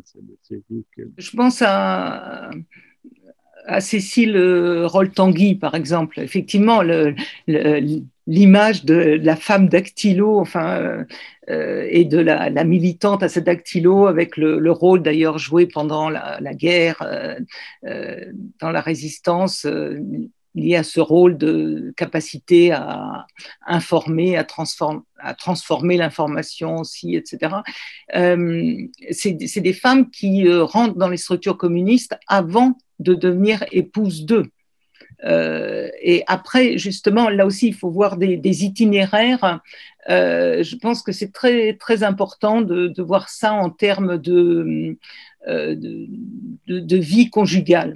C'est-à-dire, il y a celles qui, justement, se marient, il y a celles qui sont des maîtresses aussi, le rapport, du coup, à l'institution est pas le même. Mais en tout cas, ça a été beaucoup un outil de professionnalisation, y compris des formes donc de permanentes pour des femmes. Et c'est vrai que le rôle de la sténodactylo est vraiment essentiel. Mais là, on rejoint pour le coup Engels et les formes de production. Ça a été une grande voie d'émancipation féminine. Philippe Pignard, tu voulais poser une question, je crois. Quelle avait été l'importance de la question coloniale au Congrès de 1920 et quelles étaient les positions à l'époque, les socialistes, on peut s'en douter, mais des courants syndicalistes révolutionnaires? Est-ce que la question coloniale était une question importante pour les courants syndicalistes révolutionnaires? C'était une question qui se posait, qui était analysée sur le plan théorique pour les syndicalistes révolutionnaires, mais aussi pour une partie des socialistes. Ça a été vaguement évoqué au Congrès de Tours, mais c'était pas central. C'était pas central sur le moment. La question devient centrale avec la guerre du Maroc en 1924-1925. Mais auparavant, on voit passer. Alors, parce que se pose aussi le problème d'ailleurs du syndicalisme et du communisme, du socialisme avant, en Algérie, en Tunisie, etc. En Tunisie, par exemple, le porteur de la contestation contre le colonialisme et le créateur du Parti communiste en Tunisie, c'est un syndicaliste révolutionnaire qui s'appelle Louzon, qui a tout un apport théorique, etc. Qui est obligé de quitter la Tunisie sous l'effet de la répression après être passé, mais qui sera toujours dans le sillage de la révolution prolétarienne, l'homme qui écrit sur les colonies. Mais c'est un vaste débat, la question coloniale dans le Parti communiste, la vie de la commission coloniale elle-même, ses tensions, vaste problème. Une autre question pour finir. Je la lis. Merci pour cette discussion aux deux intervenantes. Pourriez-vous intervenir sur la position du parti pendant la décolonisation, notamment pendant les événements d'Algérie, et l'attitude à l'égard des mouvements nationaux du type FLN? Là aussi, une forme de posture contre-révolutionnaire n'est-elle pas à souligner? Dans l'ensemble, le Parti communiste dans son histoire est anticolonialiste, etc. Mais le thème est développé ou pas selon les périodes. Et à l'époque du Front populaire, par exemple, ça passe un petit peu inaperçu, la question coloniale. 56, c'est fondamental, parce que c'est vraiment un moment de coupure avec le FLN. Alors que le Parti communiste se bat bien pour la paix en Algérie, etc., se battra d'ailleurs de plus en plus, mais là, c'est un moment, le fait d'avoir accepté de voter les pouvoirs spéciaux à Guy Mollet et se faire piéger par ça, parce que Guy Mollet n'a pas servi les pouvoirs spéciaux pour faire affaire en Algérie. Ça a été dans la pratique. Deux anecdotes par rapport à ça. Le responsable des étudiants martiniquais à la qui était communiste, etc. Il allait manger tous les midis dans un restaurant algérien, d'étudiants algériens. Bien, après le vote des pouvoirs spéciaux, on lui a coupé la porte, on lui a dit non, tu ne rentres plus. Il n'a plus jamais été accepté dans ce restaurant. Il l'a vécu ça très durement. Et à Boulogne-Billancourt, bien, à partir de cette période-là, les ouvriers algériens obéissent au FLN, même s'ils sont à la CGT. Ils obéissent essentiellement au FLN. C'est le FLN qui dit on fait la grève, c'est le FLN qui dit on va dans tel ou tel sens, et non pas au Parti communiste lui-même.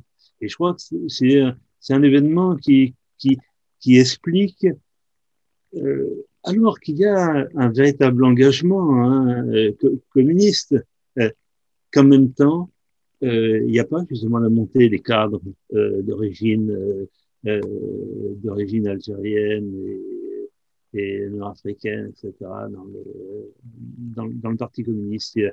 Il y a vraiment une occasion manquée. Là, si ça ou une occasion plus que manquée, une occasion catastrophique. Oui, je veux dire un petit mot peut-être là-dessus, parce que c'est un sujet qui a été beaucoup étudié et réétudié, il me semble, ces dernières années. Mais enfin, Claude connaît tout ça, et notamment par Alain Ruscio, mais aussi par des collègues anglo-saxons. On a une collègue qu'on a publiée dans les cahiers d'histoire qui a travaillé notamment sur la paysannerie algérienne et sur le Parti communiste. Diffusion des idées communistes au sein de cette paysannerie. Je crois que il y a une occasion, évidemment, c'est une erreur politique très importante, oui. Mais en même temps, les liens avec les nationalistes algériens et le FLN n'ont pas été rompus pour autant. Et là, les liens notamment du Parti communiste avec le Parti communiste algérien ont toujours été, ont été complexes, la situation du Parti communiste algérien a été rendu plus difficile du fait de ce vote, mais en fait, au bout de quelques... là, il faudrait reprendre les études très précises, il y a un effet d'effacement de ce choix politique qui va ramener à un soutien au mouvement de libération, avec toujours les mêmes... une même hésitation, qui pour moi relève un peu du même problème que la question des femmes. C'est-à-dire qu'il y a ce souci, j'ai là le texte de Cécile Vassart, et c'est vraiment quelque chose... que moi je pense crucial en politique, quand elle dit obliger les femmes à faire de tels travaux les ferait mal considérées par les autres femmes qui les entourent, et cela serait justement le contraire de ce que nous voulons obtenir, faire de chaque femme communiste la vraie femme qui, par son exemple, son attitude, représente notre parti devant les autres femmes et les attire dans notre organisation. Donc là, je reviens à 1937, donc on s'éloigne des questions coloniales. Mais je pense qu'il y a aussi constamment cette tension par rapport à les questions nationales. Et effectivement, le vote des pouvoirs spéciaux, on ne peut pas le voir seulement du point de vue de la politique coloniale. C'est-à-dire que c'est un choix du Parti communiste par rapport à une politique en France. Et effectivement, la question, c'est toujours, et ça revient dans tous les mouvements d'ailleurs révolutionnaires, et c'est ce contre quoi nous essayons de lutter en ce moment, mais comme nous sommes très loin du pouvoir, ça nous est peut-être plus facile que quand on est plus proche du pouvoir, c'est effectivement de ne pas hiérarchiser les types de lutte et de ne pas prioriser certaines formes, oui, du combat par rapport à d'autres. Donc aujourd'hui, on est très bien armé en termes, en tout cas conceptuels, pour parler d'intersectionnalité, etc. Bon, de la convergence des luttes. Ceci dit, quand on est dans une position où on souhaite le pouvoir, où on souhaite se rapprocher du pouvoir et se rapprocher par des voies. Alors ça rejoint peut-être ce que tu disais sur le fait de ne pas être révolutionnaire. Est-ce que le fait de se rapprocher du pouvoir en pensant que là où il faut amener un grand nombre de gens vers l'organisation, donc en s'éloignant de l'idée du parti d'avant-garde, est-ce que ça peut se faire sans parfois effectivement mettre en contradiction je pense que c'est des interrogations.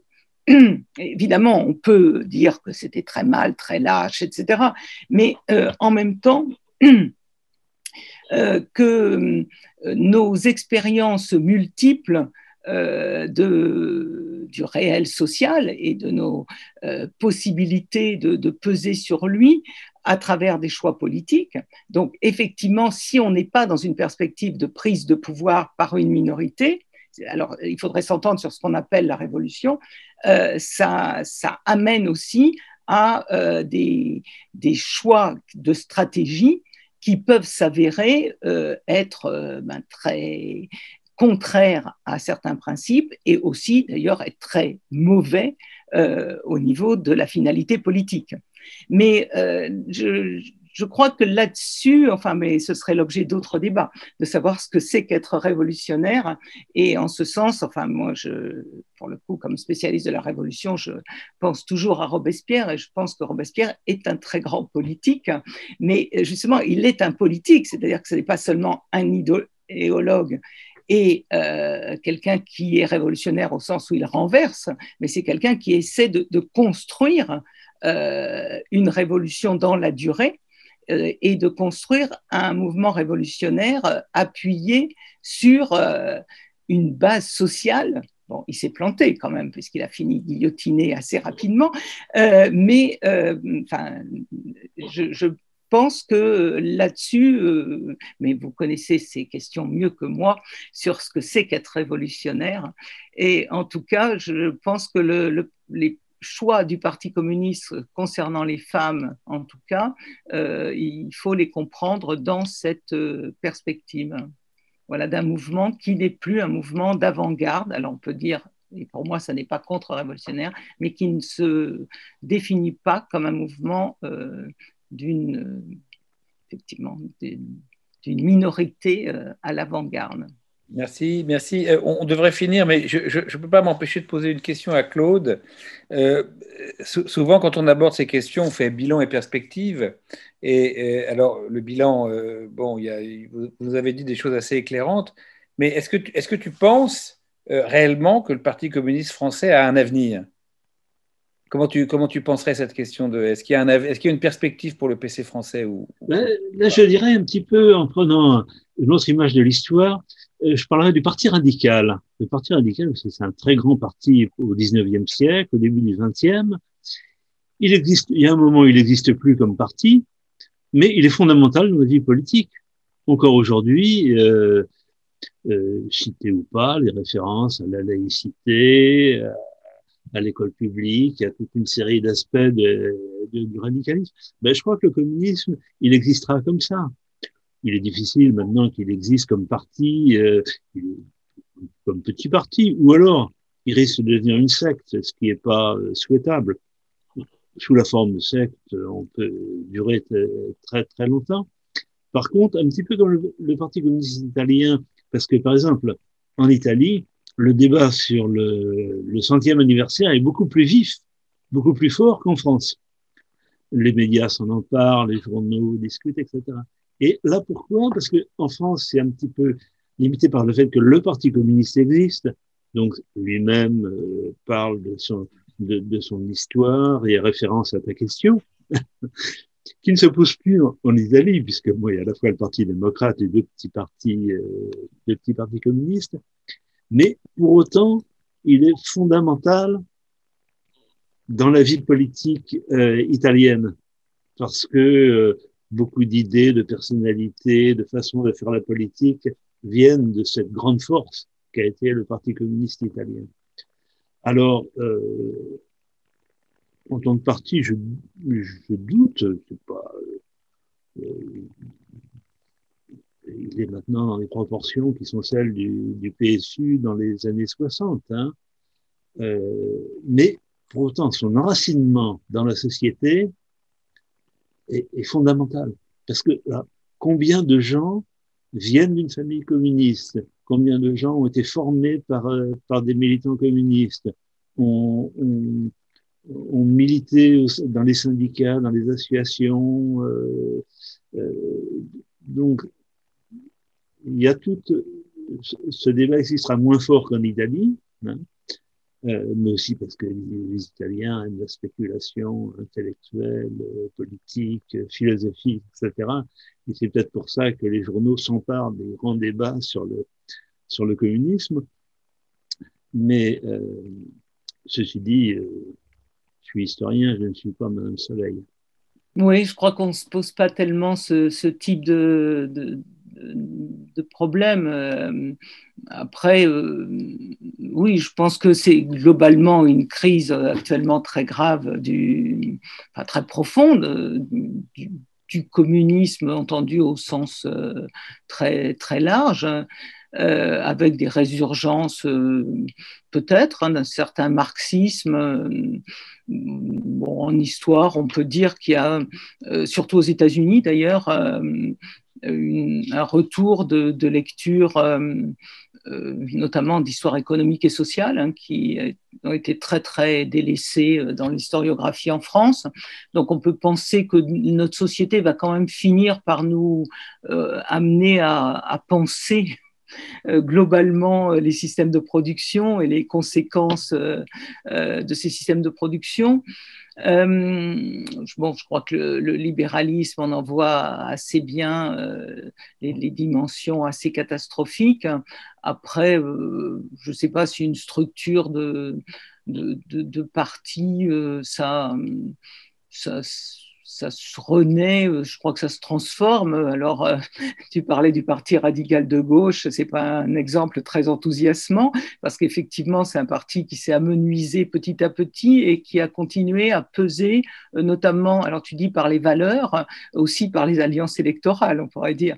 Donc, bon, ça peut durer effectivement un petit peu longtemps, mais le but, c'est pas ça. Le but, c'est que des idées fondamentalement d'égalité. Le communisme, c'est quand même cette lecture qui met en cause la grande révolution libérale et qui propose autre chose comme devenir social. Et ça, je crois que c'est une problématique qui est de très long terme. Alors après, on peut se l'approprier de façon différente et en ce moment, elle est quand même assez en panne.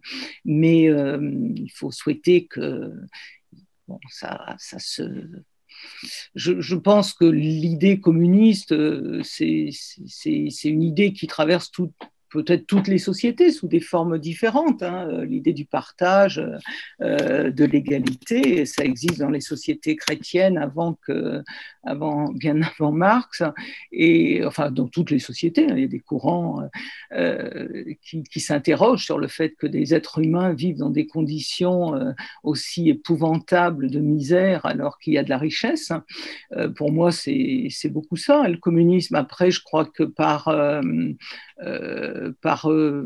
effectivement, par imprégnation culturelle, par génération, on adhère ou pas à une association, à un mouvement.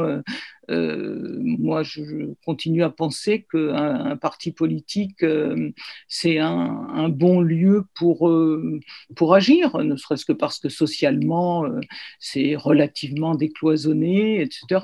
Mais moi, j'en fais pas non plus la condition sine qua non de toute action sociale. Mais je crois que parmi d'autres, Oui, alors bon, pourquoi pas le Parti communiste, pourquoi pas d'autres aussi, mais évidemment, ça n'a pas grand-chose à voir avec ce qu'a pu être le Parti communiste des années 50, même si je suis d'accord avec Claude, je crois qu'on en est très imprégné, en tout cas pour les gens de ma génération, mais ça, c'est quand même quelque chose qui se termine sans doute.